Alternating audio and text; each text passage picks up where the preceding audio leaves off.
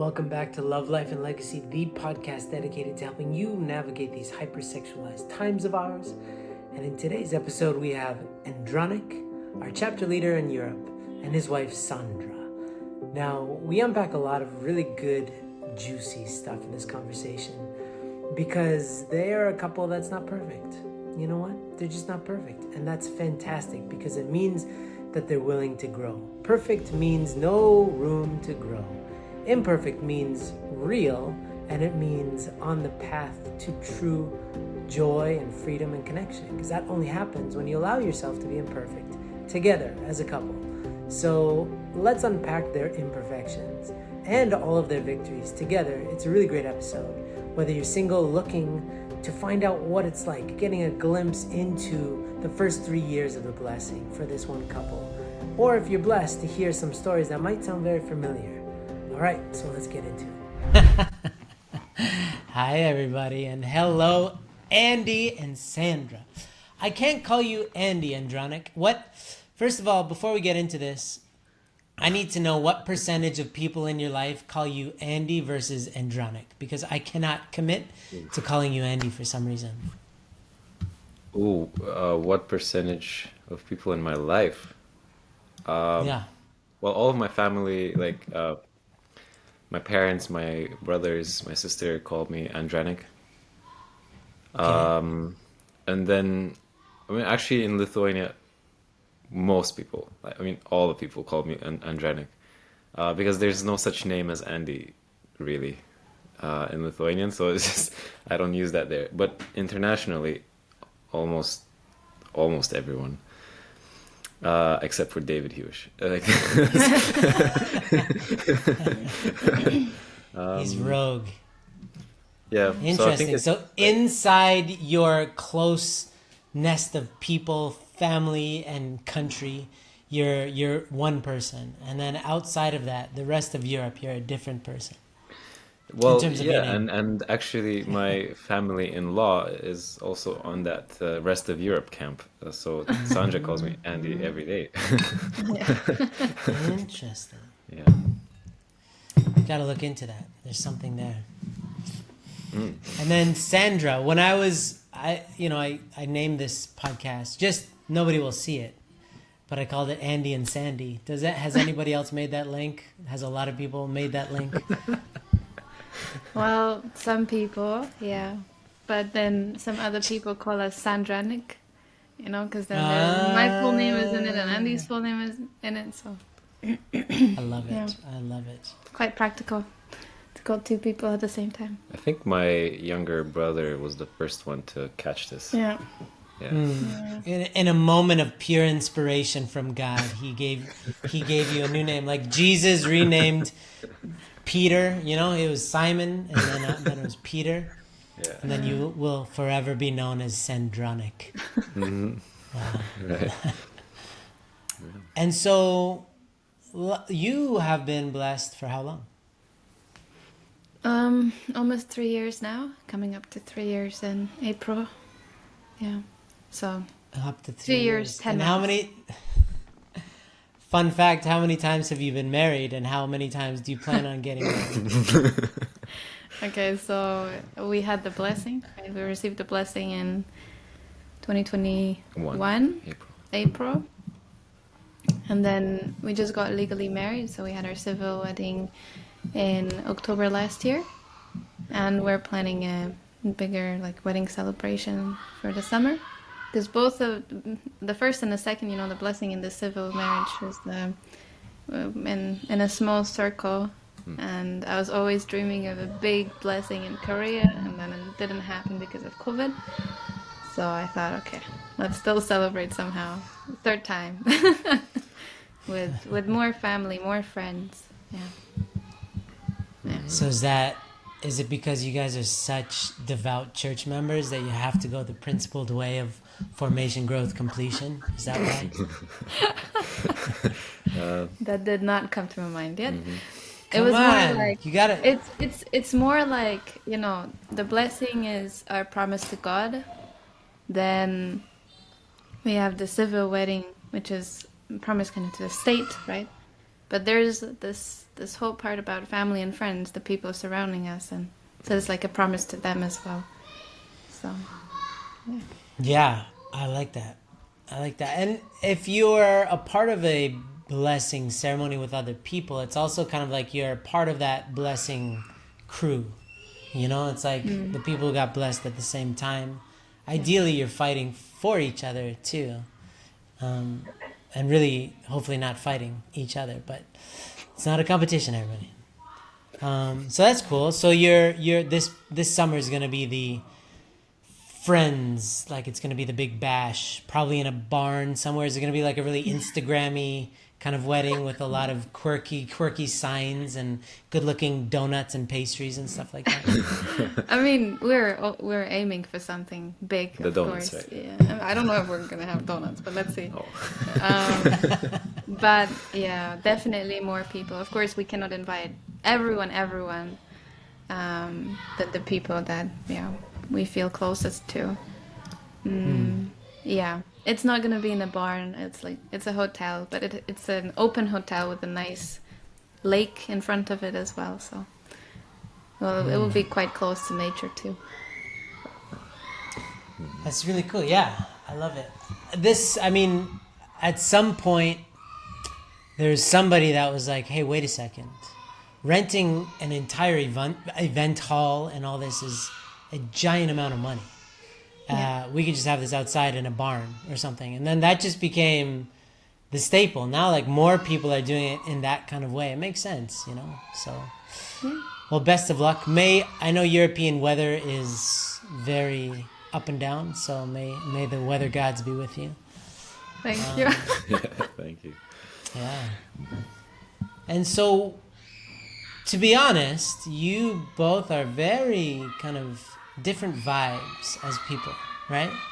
And so, in this whole process of meeting each other and choosing each other, why was it? Because now I don't know if there's anybody listening who doesn't understand our process, but the idea of the blessing is very much a combination of trusting other people's judgment, parents, family, recommendations from other people who know you, and trusting God's judgment, whatever that means to you, having some higher sense of calling, and then trusting your own judgment. And so, how did you guys come to the conclusion that you are the right people for each other? How did we come to this conclusion? Yeah, I think there were elements of both choosing and being chosen. Yeah. Yeah. Well, we knew each other before. Yeah, we were friends. We were very good friends, actually. Yeah.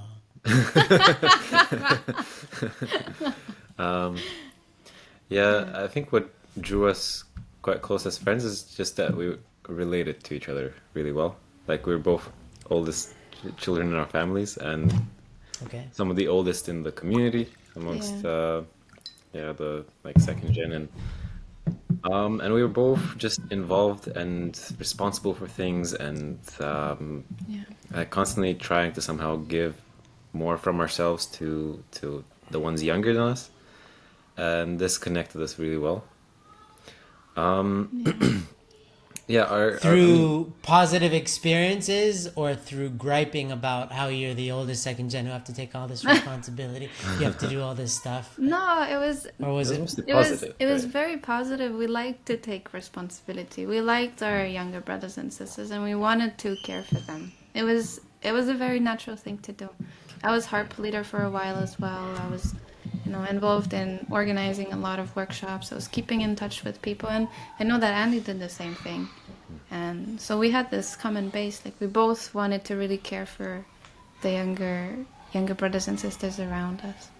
And I think for both of us, a priority when it came to searching for a potential spouse was to see this attitude towards the community, towards God, towards true parents, like a desire to give, a desire to serve, a desire to somehow be always present and amongst people, part of the community in general.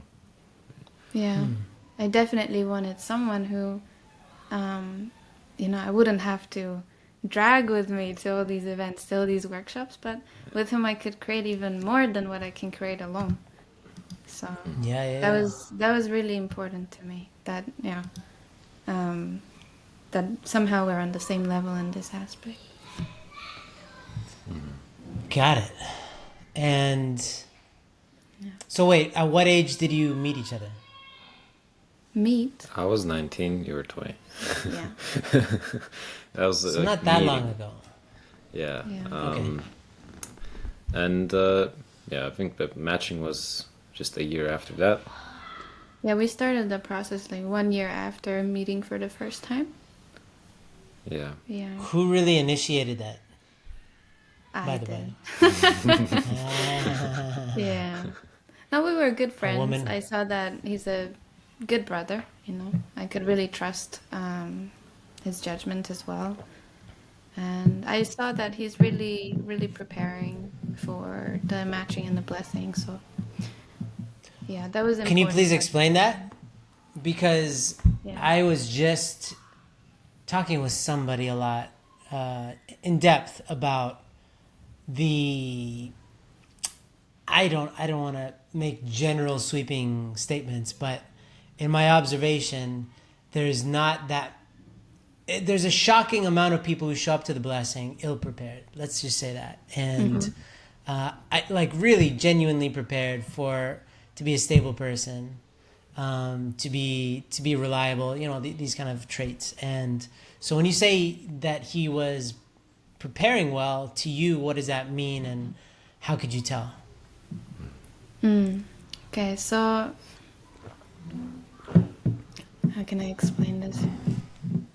I mean, for me, what was really, really important that someone took keeping their purity as a very important thing, that if I am doing this, if I am keeping myself for this one person, then I would also like to be this one person for the other person, right? And I know that mistakes happen. I know that people slip up with different things, but what really matters is whether they stand up afterwards and whether they can overcome these kinds of difficulties or not. And I know that Andy had his own struggles, but he didn't stop, and he always pursued a way to get out of it. And so, as he was studying and really trying to make friends, always trying to have some kind of goal in his life, so he's not just aimlessly wandering around in life. And also when he went for SDF, then it was quite clear, okay, he's going for SDF with a specific goal. He's not just going there because he has nothing else to do, or or because it sounds great, or because he can travel a lot, but he had very, very specific goals. And I see a lot of people saw in the past, people going for these programs not really having a specific goal in mind. I don't think I had when I went for my gap here. It kind of evolved later on, but he was very serious about it. And after a couple of months, we actually met at a winter workshop where we were both staffing. You were on your break from SDF, and I was just there emceeing. And I was asking, how are you standing with your goal? And he was actually progressing, and that was good to see that. He doesn't just say things, but actually pursues them. And very I think that's a very important quality that you have, and still today, Andy still sets goals, and still goes for them, and sometimes to your disappointment. Oh, come on. So I don't. Well, so I don't that's have, it. Yeah. The energy and the focus of what would be called a turn on, right? Like what turns people on, something that attracts them to somebody else, is very different if you have a short-term mindset versus a long-term mindset. Because short-term is like, wow, they really have a cool jacket and they ride a really cool motorcycle or whatever, right? Like the bad boy type there's this desire that this bad boy type is going to take you away from your boring, mundane life. But then you look at this guy and he's just like a little child on a bicycle, right? Causing trouble because he, whatever. Versus looking at something like, hey, this person is clear on their goals, pursues their goals with conviction and passion, and like it's not something that you factor in if you're blinded by kind of this external metric of attraction that we're honestly coerced into through our culture, right? It really teaches us to, this is attractive, but don't worry about this stuff, it'll take care of itself, they'll figure it out. But it sounds like you were much more looking for somebody stable, somebody that you could actually create a life with. Would you say that that's accurate? Yeah. Whether you knew it or not? Yeah. I think I knew because, it's Okay. I'm not just looking for a nice boyfriend to have for 2 years, but I'm looking for a husband for eternity. And not just that, but also someone that I can have children with and I can trust the children with, who can be a responsible Yeah. father, but also someone who can deal with kids very well. And I saw in Andy's community, there's a bunch of kids and like really, yeah, below 10, there's, I don't know, even 30 kids or something. Something like And the way he was playing with them, I don't know. I mean, that's really attractive, Then I see a future father in him who will love our children and will play with them and will, yeah, just really. I don't even know how to explain this, but it was just seeing a future partner for life. Yeah. For not just for when we're just the two of us, but when we're building a family. So I think you explained it very well, and trust me, it's a huge stumbling block that prevents people from making the commitment, to one person, because they don't know, is this the one? Is this the one? They seem to want to have a feeling to dictate their decision, like when I know, I'll know, but instead. I always talk about pillars, but I've been talking about it so much that I forget like what the essential pillars of what it means to have a foundation to be ready for the blessing.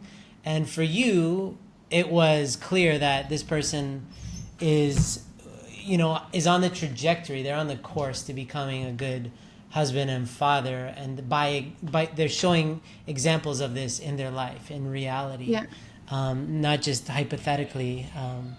So that's really important, out there, all you listening. I think that's helpful. Was there anything else that helped you to feel like, because here's hold on. There's something about convenience that can be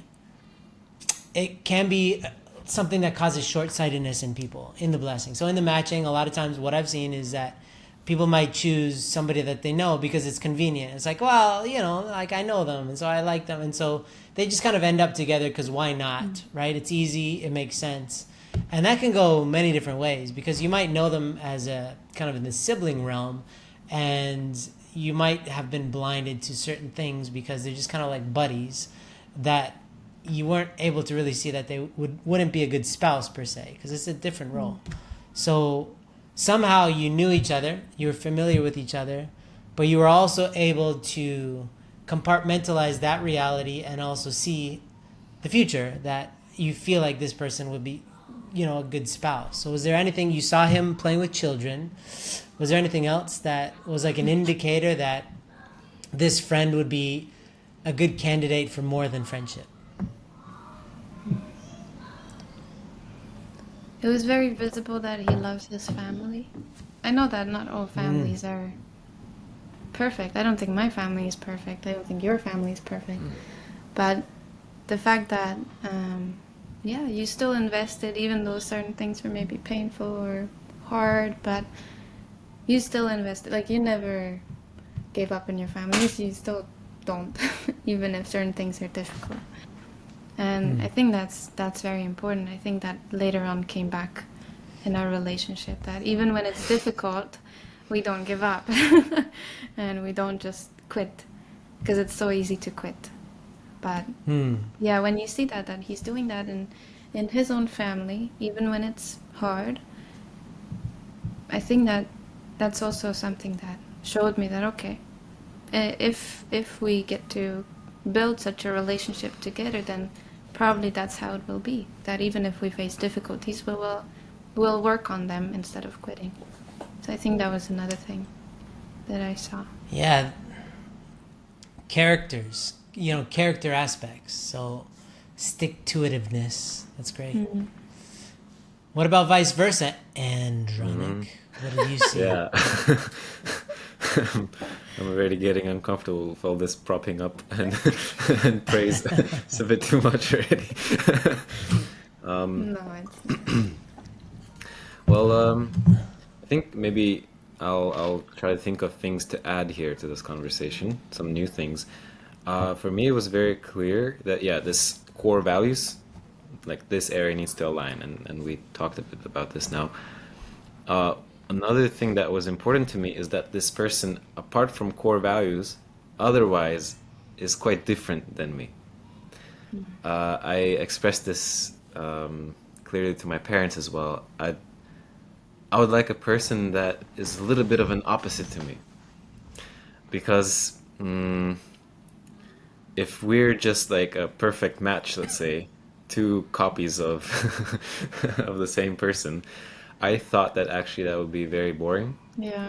and that yeah, and I've also seen from and kind of received this guidance from elders, from my parents, that going through challenges with your spouse and figuring out a way forwards is not necessarily bad. Like arguing is not necessarily bad. It actually there's a lot of power in conflict, and especially conflict resolution, when you're able to go over things and become a stronger couple afterwards. And I kind of, it's not that I wanted a challenge, but I wanted a person that is very social, for example, because I'm a bit closed off. I'm kind of I'm a more northern person, so not so social. I wanted someone, yeah, who's who has different skill sets than me. Like, okay, I was at the time and still am developing in like certain things like photography, or I'm really into some technical things or cars or whatever. I wanted that this person is interested in completely different things, that we expand our horizons, that there's more diversity of things that we do. So yeah, Sandra plays guitar and she was writing a few songs at the moment as well, which was very impressive to me. I always dreamed of knowing how to play the guitar, for example, but never put myself to it. But I thought that a person who can speak different languages, can play different instruments, and can relate to people in a different way will make our lives richer, because I'm bringing some kind of package, she's bringing some kind of package, and we complement it. Yeah. So that was Complimentary like package. yeah. Well, that was a priority for me, and I mean, apart from that, of course, all the things that Sandra mentioned, like seeing a person who has who's investing into their family and loves their family a lot. That was very important to me. Yeah.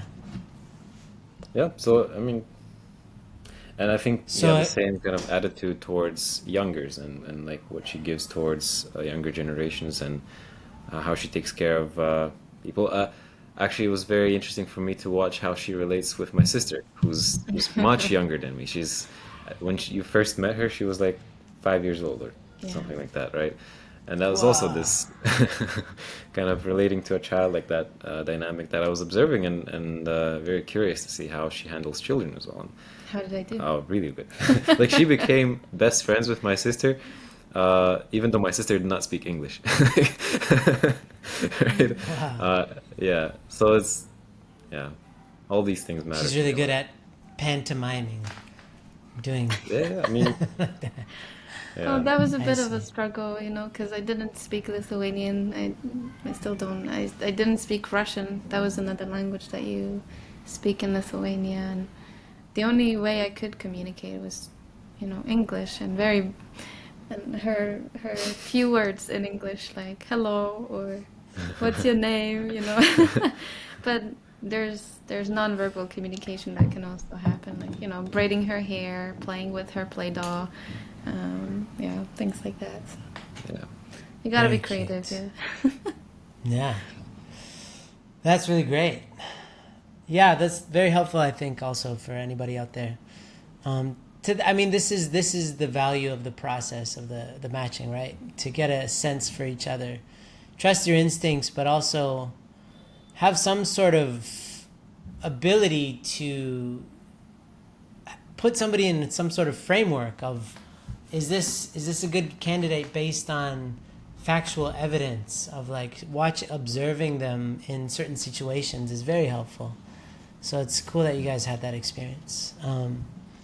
And so, Andy, you, when you were on the podcast a couple months ago, whenever that was, time is very difficult for me to understand, to remember. But you were mentioning that it was shocking for you to hear about High Noon stuff when you were at Top Gun.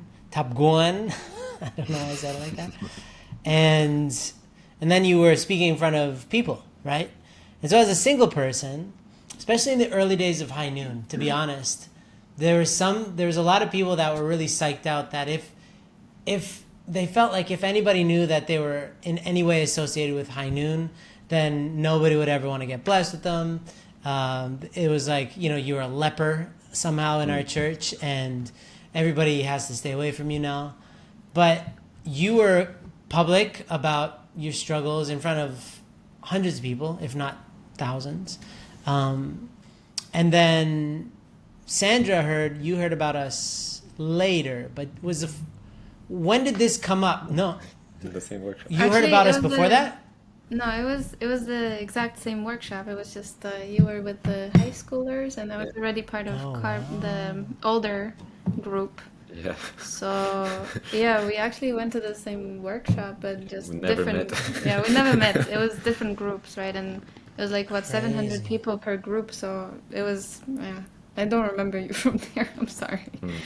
But that was the first time that I met High Noon, and you guys held a 3-day workshop at that time for us as Yeah. well. So And so after hearing all that content, from a lady's perspective,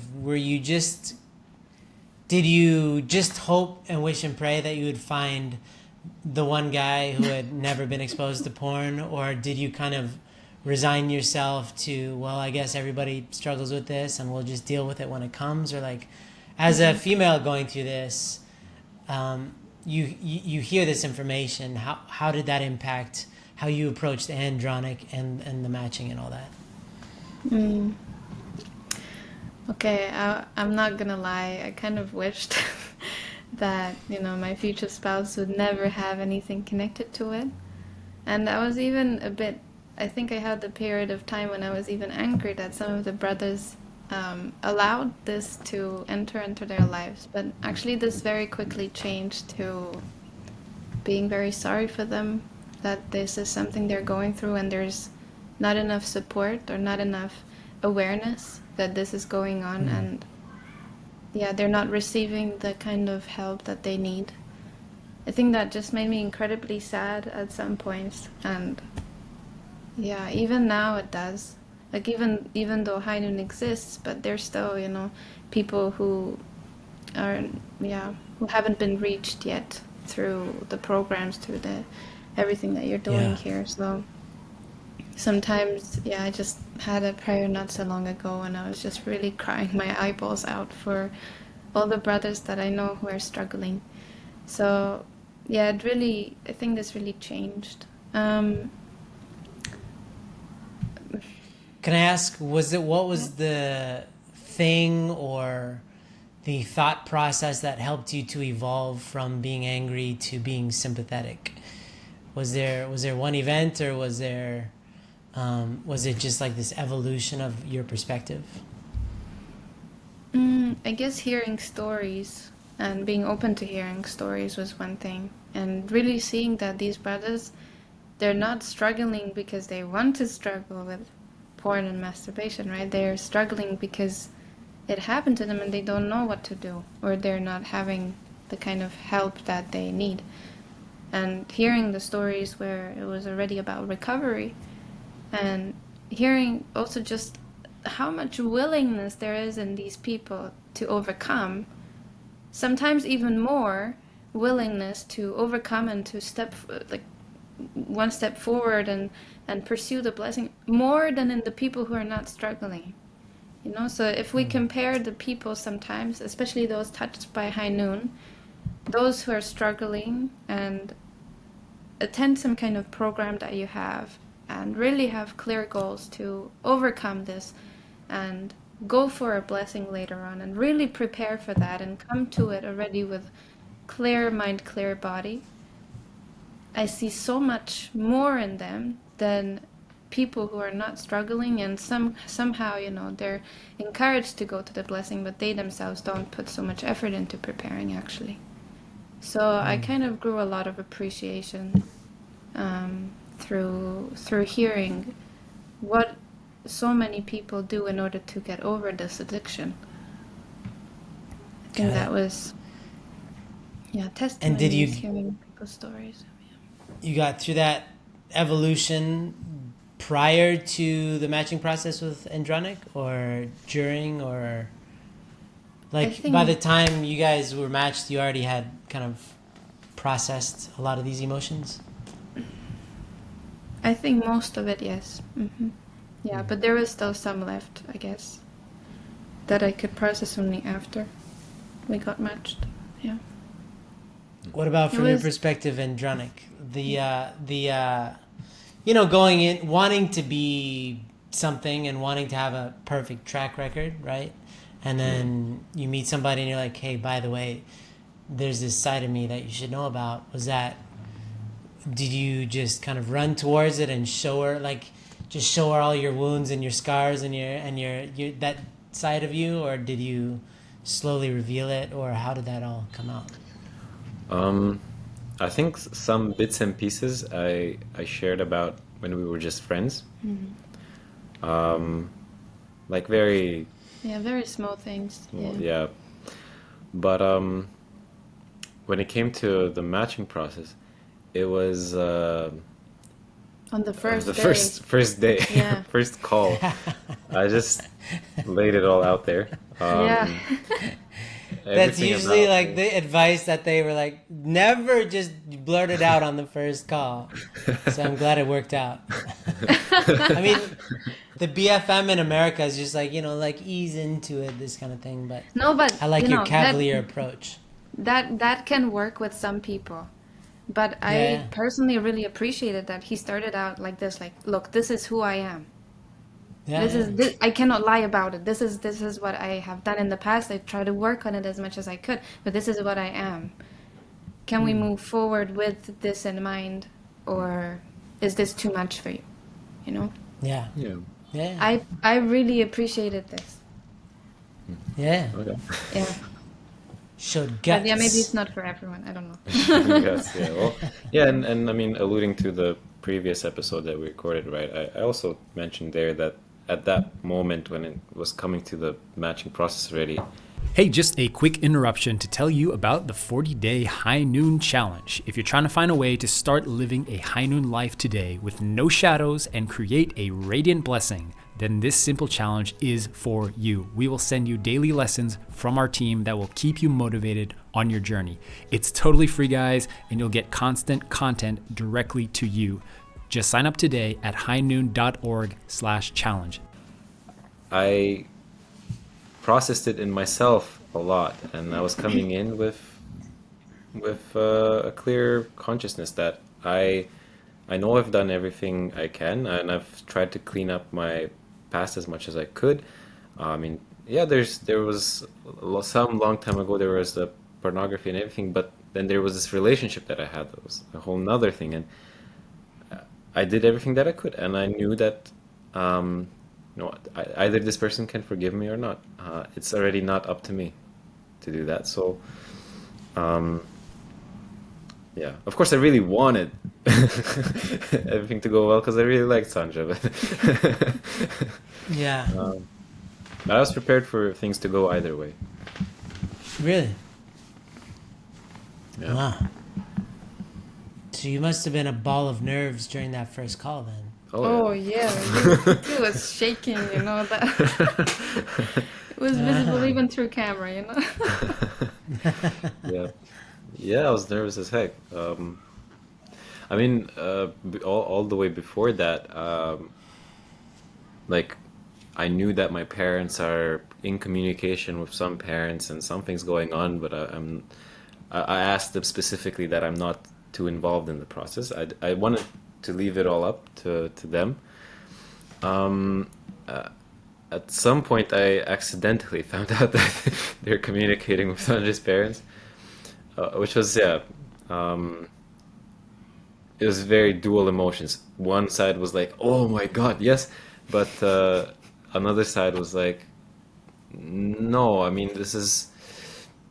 I don't want a matching based on just what I want. I really want this to be a God-guided process." And I then prayed for weeks. God, if I can make Sandra the happiest, then okay, let's move along with this. If not, if there's someone, at least one person out there who can make her happier, then let it be that person. And that was incredibly hard to say, but I knew that that's important to have as an attitude. I have to be able to say that because if I can't, then that's not real love. And this is what I tried to grow in myself. Yeah. Yeah, very nice. Wow. And so it's been so you committed to making Sandra the happiest person in the world, more than anybody else in the world. So how's that been going for that you guys have been blessed for 3 years? Well, I guess you're supposed to answer that. I'm biased. Um, yeah, I mean, we had our ups and downs, but just as I said a few days ago to you, I'm really happy that Andy is my husband. That yeah, that it's him. Nice. Yeah, well, So of what you course. really mean is I still like you and you're still allowed to visit me. Yeah, I mean, so the blessing was up and down. That's we need to put that out there very clearly. And if the matching process for us, it was like with pink glasses and everything was perfect. Like Oh we were yeah. just, this is gonna be amazing. We were fitting right in. I mean, this questionnaire that we got from the BFD, we went through all the questions to ask each other. Everything perfectly aligned. It was Yeah, amazing. it was even weird sometimes. Like, how can it go so easy and so nice? But Yeah. yeah, it was after the blessing that we were struggling quite quite a bit, and then yeah, overcoming some of these struggles also from coming back from our past, certain things that were coming back from our past, but also character differences peaked at that time. Like yeah, but now I can really say that I'm really happy that it's him. I really love it. So let's just unpack that sentence. But now I can say that I'm really happy it's him. Yeah, so I guess Let's I go. didn't prove myself in the first half. Didn't deliver so well on the promise. I mean, yeah, so to get into a few of these just stories, I think after the blessing, what really came back the strongest was the fact that I had this relationship in the past when I was in high school. I thought that that's something that I left behind myself, and that's, yeah, I mean, it's not present anymore. It's been many years after that. I went through so many special grace ceremonies, and like I think I did everything I could.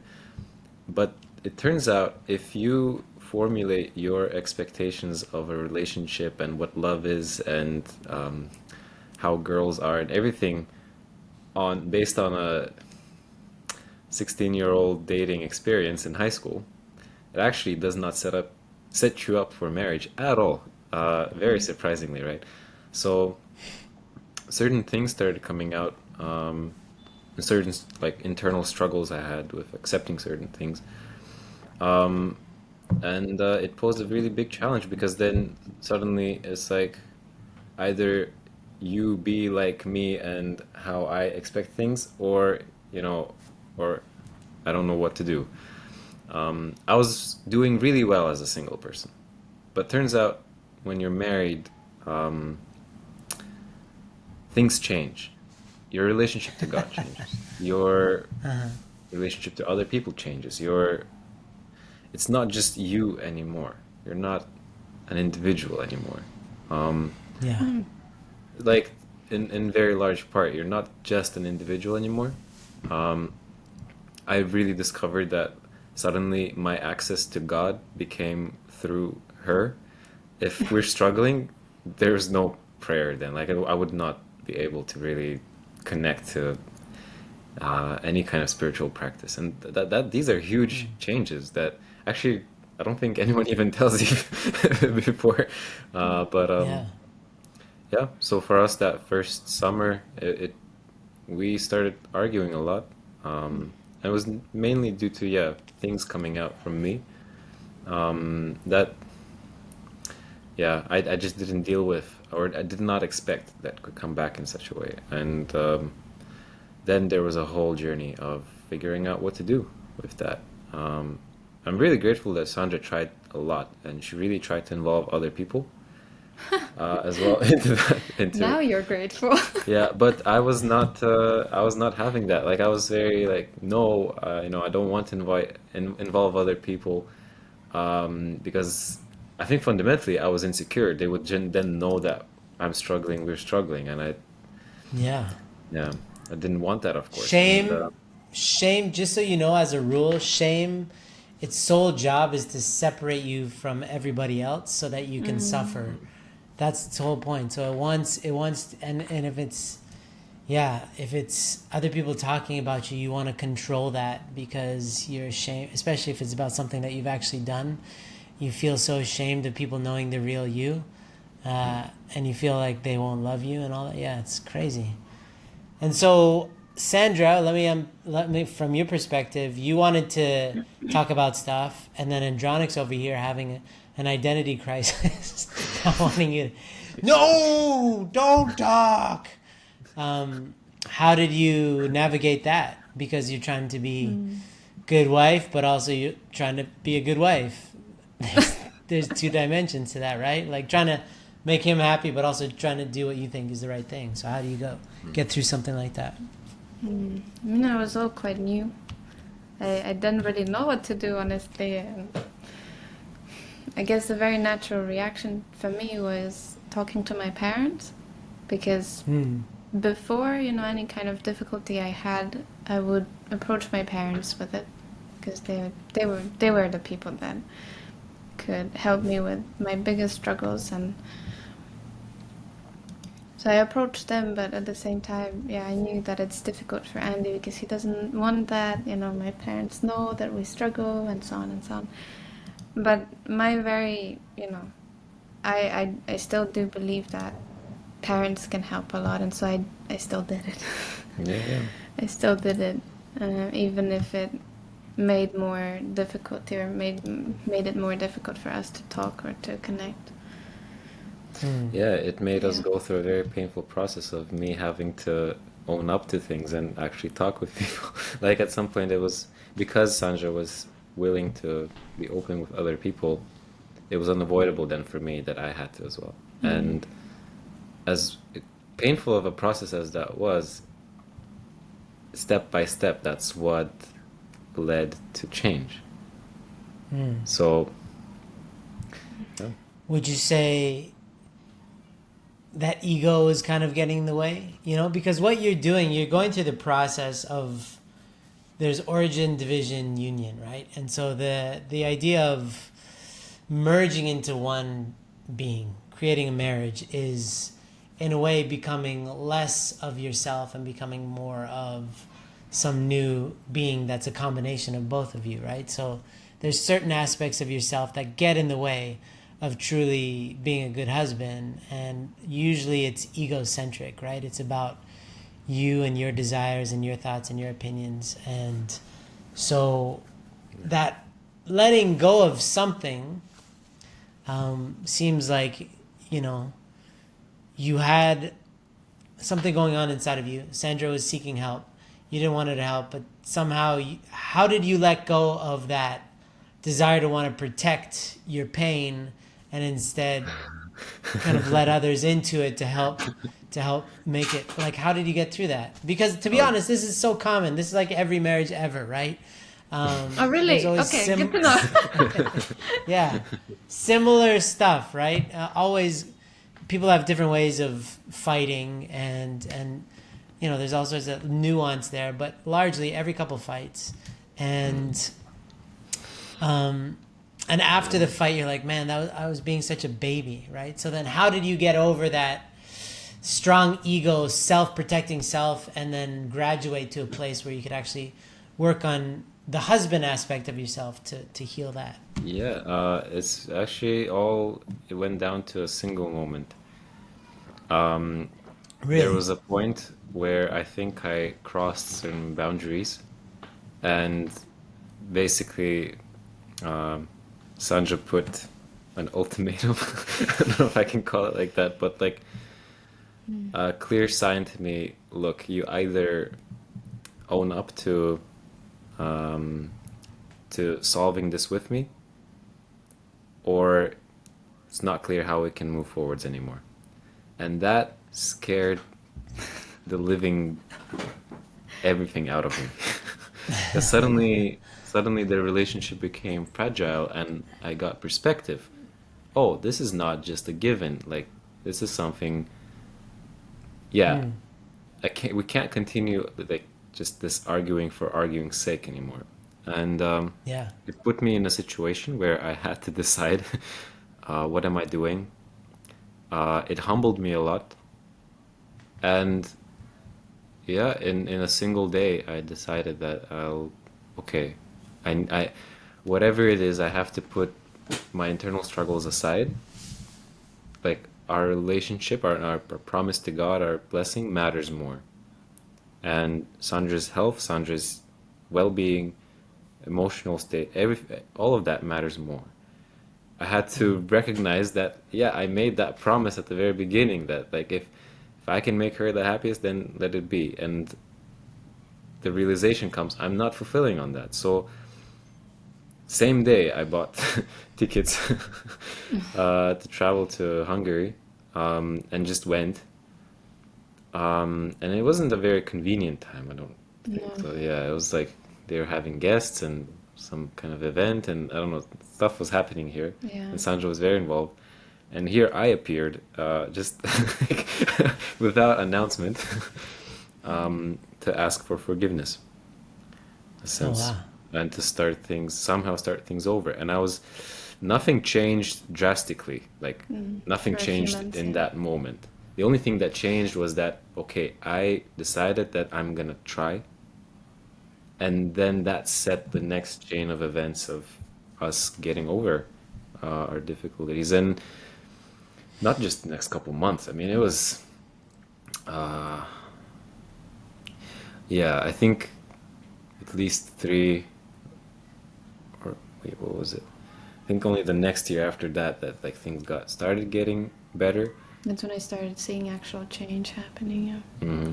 Because, you know, it's difficult when you want to make something work, but your partner is not responsive to that. And if that happens multiple times for a longer period of time, then obviously you're just like, you know, so are we doing this together, or am I alone in this relationship? So, but yeah, I saw a lot of change happening in like from the beginning of 2022.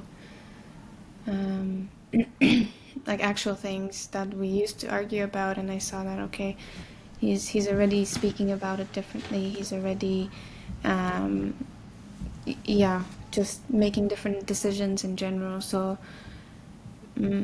from there I could see that, okay, I'm not alone anymore, and we're back together in this relationship again. Not just me, not just you separately, but together. And took a lot of patience, but it was really worth it. And it was hard being alone again, but again, I think this is coming back to, you know, seeing how he set goals before when he was still single, and even when it was very difficult to achieve those kinds of goals, he still he still went for them, even though it took time sometimes. And now again, you know, he was serious about this goal, and in the beginning it was very hard. Hard to believe. Hard to believe that anything can change, but actually he did change, and he did pursue this goal in a very practical way as well. So yeah, that's, I mean, not to liken you both to the animal kingdom, but I'm in a place right now in the world where there's a lot of animals, a lot of strays. We saw a monkey. My wife and I were driving, and we saw a monkey run across. And anyway, there's a lot of animals here, and when you see certain animals and they're aggressive or they're looking for you, and you try to communicate with them, if you're not 100% certain about what you want to have happen, they will push and push and push and push. But the moment that, like, let's say there's a stray dog, which there are many around here, when you really look at it and say, I'm going to take action, it knows, it feels your seriousness, and it knows when you're just bluffing. And humans know this too about each other, is like, Andranik felt the fear of God in him because he knew that something had to change, and it was him. And you kind of laid it out, it sounds like, Sandra, for him to experience that. And these are, honestly, people make major life changes typically when they're about to lose something. Like, I should really cut back on my sugar. I should. And then you get some sort of sickness, and now you have to, right? There's like, that's when people make dietary changes. But luckily, the situation was such that Andranik could course correct before the plane crashed into the mountain, kind of thing. But it's just like a good energy that when you see how serious life can be, it's frightening, and it can shock you to kind of weigh your options in a much more serious tone instead of being casual. We're very casual about life most of the time. So it was cool that you guys could get through that, and that you could convey the seriousness of the situation, Sandra, in a way that Andranik could perceive, you know, because again, with matching and blessing, a lot of people, I know a lot of young men that are handed basically a princess, but they never really earn them. They never really work for them, and so they never understand how to appreciate them. And it's actually a big negative. And in a sense, you don't need to earn each other because you are in the blessing together, but you're kind of deserving the blessing itself by stepping up and rising up to the occasion. And so it just is a really inspiring story that, you know, you were shaken awake. You were awakened, for sure, to the seriousness of, like, losing Sandra would be, you know, it's worth losing my ego instead of Sandra. And that's like, it's a tougher call. But still, it took, over a year for you to course correct after that, right? Yeah, to like really, I think to come to a place where it felt completed. Like the whole transformation and change, everything felt completely 180 degrees different than what we used to be like. Yeah, over a year. Yeah. So that's another great point too. Even with, you know, we're in the space of pornography, of addiction, of people wanting to change, and in many cases not being able to change at the rate that they would like to.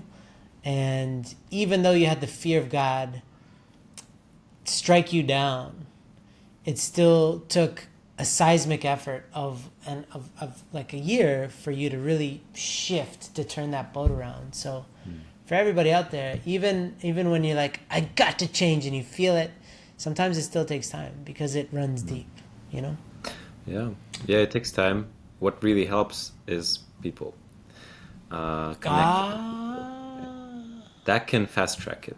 And the more I connected with people, the more I even like I connected with my dad about this, and it helped a lot. I connected with friends, with, I don't know, other guys like not necessarily in my age, because not many people get married at my age nowadays, but people in my situation more so, or people that I looked up to or look up to. Yeah, it helped fast track it each time. So yeah, that's a huge, powerful resource, connecting to people. It's amazing. So how are you guys going to continue doing that proactively in the future? And we do have to start wrapping up soon. But yeah, I'd love to know, okay, you've been through this. Of course, you've only been blessed for 3 years, but it sounds like, you went through some stuff in this time. And now that you've overcome certain challenges and you understand that a key to overcoming many of these challenges are including other people, have you taken steps to now be proactive about it, or are you just going to wait till the next crisis and then you have the notes from last time and you're like, what did we do last time? And then you can just refer to those notes. Next crisis. So there will be other crises as well. Yeah, that's how you grow. No, okay, joke. They're your gift. Crises are like the best way to grow. They're amazing. Pray for them. Oh no. Okay, well, I think we're having quite a different approach now in general. Like I've already put effort in my life in having at least some kind of base of other guys, for example, and to connect with. We're trying. I mean, it's a bit difficult when we're kind of still far apart, but we're trying to make friends with other couples as well. Yeah, nice. Yeah, and I think one thing we talked about this a little bit briefly, and one really big difference that we feel now as opposed to before is that somehow we're sticking more as a team. So in some sense, nothing anymore feels as scary, or like I can't imagine anymore the same level of high stakes as we had before, the same level of danger to our couple, to our like unity. I understand, yeah, that there probably can be some difficulties in the future. We'll be experiencing new things. I don't know, at some point we'll become parents, right? And there'll be new things to go through, but the perspective is now different. It's like no matter, we still argue sometimes, we still have some kind of disagreements, but I don't know, it's nothing is as hard as anymore, and we can, I don't know, settle our differences in quite a fast way nowadays. Yeah. What do you think? Those silent days when you argue and then you don't want to talk for like a few hours, yeah. and then it turns into a day, and then a second day, and so on. Yeah. For me, that was the very difficult part, when I felt that something is off. So we had some kind of really terrible argument.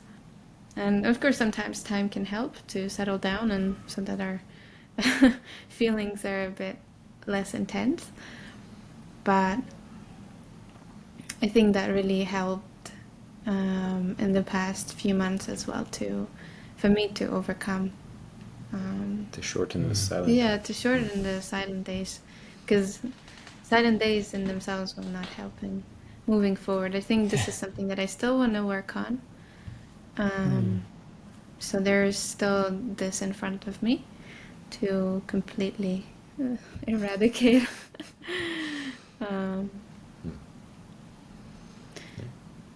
Yeah, and maybe one small thing that we're going to be doing now is actually facilitating on High Noon together for the Radiant program. And Very nice. I really like all of our blessed life. We've been doing these workshops for young people, For high schoolers. for high schoolers, and this has kept us alive also in many ways. It has, Kept us in check. yeah, and I suggested this not so long ago to Sandra, let's maybe facilitate together, because this might also be somehow helpful to us. Speaking to other husbands and wives and sharing and connecting with them. So yeah, we're going to be doing that as well. And definitely Yeah, they connection helps. Connection, definitely, with other people and similar situation. But something that I discovered is also having, let's say, a pastor figure that you can go to. So I have that too, and it really helps to just talk very, very openly. Who's not really a family, who's a bit more of an outsider, and maybe see certain things better or faster. So I think, yeah, we'll just continue having these like one-on-one conversations with such a pastor figure every now and then, like every 2-3 months or so. Yeah. Great. So it seems like you learned some lessons. It's encouraging. Yeah, thank you. Well, thank you for opening up about all this. I know, Sandra, you're not the type of person who just screams from the mountaintop your perspectives and your testimonies and all this. You're more conservative and quiet and private about this stuff, so I appreciate you both opening up. I know it's now partly your husband's job to be an open book, in a sense. Right. So I appreciate your willingness to join him in that. And yeah, I think we'll have more conversations in the future. This is a good one to help, context with these. A lot of people really panic in our movement. They fall in love in some respects during the matching, just like you guys are like, oh, it's so easy. And then they get blessed. And the first sign of difficulty, they freak out because they're like, wait, there's something wrong because we're fighting. And so then this creates this insecurity, or we're doing something wrong. And it can break a lot of blessings actually apart, because they're just not expecting that things are going to take a dark turn every once in a while. But obviously you're not promoting or advocating for going through difficulty, but it's a great testament to see that you can become stronger because of these things, right? So yeah, I appreciate you guys opening up about that. Do you have anything last that you'd like to clarify or say before we split? Or do you feel replete? Maybe one thing that came to my mind is that, Andy mentioned this like ultimatum, right, that I said before. I guess it's really, for some people, it's probably very easy to say such ultimatums like, you either change or this ends, right? This is not really what I did. I explained that we're either a team working on certain things together and opening up and seeking for help, or I'm really not sure, like, what are we doing together and how this is going to evolve, right? Sure. If there's anyone there who's maybe listening or thinking of what to do in such a very difficult situation, or when you're feeling really lonely in a relationship, then I would just really suggest that, really, if you're considering going for this confrontation with your spouse, then do it with a really loving heart, with hoping that they can really understand that you love them and you want to stay with them. So don't go into it with a very resentful heart, with expecting everything from your spouse, but making sure that your love is expressed, that you want this to work, and you just don't know what else you could still do, and you're seeking for them too. So be a partner in solving a difficult situation. So if there's anyone thinking of such a confrontation, just make sure that your attitude is there, it's clear, it's loving, it's caring. Yeah, I just wanted to share this because it can be maybe sometimes easy to be confronting all the time, to some people. To some people, not everyone, but to some people. But if you confront angrily with resentment, then I don't think it will lead anywhere, honestly. Yeah, it's a great point. And the whole thing about a team is, like in sports, when they're just getting a bunch of new players in, they know this team is not going to win for a bunch of years. We're like 5 years. If we really try, we might start winning and stuff like this. And people want to get marriage perfect in the first year. It's like, you've never done it before. How are you going to get it right? You got a lot to learn. So the idea of you're learning what it means to be on the same team is an evolution as well. So yeah, thank you guys for opening up. Thank you so much for sharing, and we'll have you. I mean, Andy's not going anywhere, so I'll have you back on. Yeah. So yeah, thank you guys for coming on, and say goodbye. Let's say goodbye to everybody. Yeah. Thank you for listening. Thank you for listening. Yeah, Also, all the thank you best to you, wishes to Andrew. everyone. Yeah. we didn't practice this, so. Yeah, but I know that in Europe there's some new listeners, and they're really enjoying the podcast. So Hello to the Hungarian listeners. Hey, shout out. Yeah. All right, everybody. Hey, did you know that our team wants to do more events? Well, if you want to bring the High Noon message to your community or group, then let us know and we'll try to work something out. There's a simple application that you can fill out right now at highnoon.org/invite, and one of our team members will get back to you to see what's possible. That's highnoon.org/invite. All right, see you in the next episode.